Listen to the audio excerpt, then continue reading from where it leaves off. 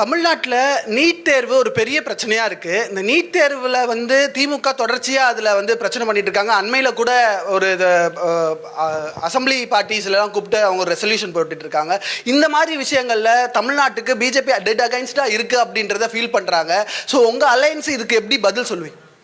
NEET का issue Tamil Nadu में बहुत बड़ा समस्या। देखिए, नीट का इश्यू भी ये लोग ध्यान भटकाने के लिए खड़ा कर रहे हैं और डीलिमिटेशन का इश्यू भी ये लोग ध्यान भटकाने के लिए खड़ा कर रहे हैं.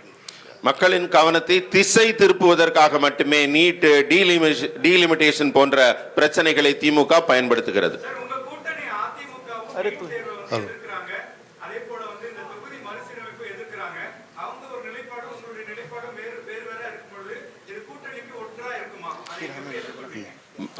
एआईडीएमके का जो स्टैंड है इन दोनों मुद्दों पर अलग है, उनका हटके है, मगर आपका डिफरेंट है. हम बैठकर चर्चा करेंगे और जरूरत पड़ेगी तो there will be a common minimum programme.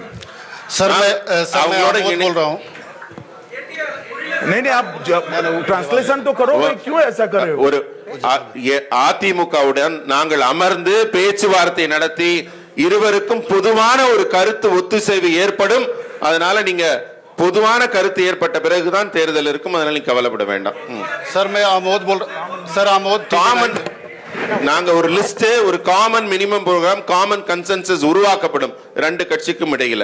அடுத்து सर सर सर मैं आमोद.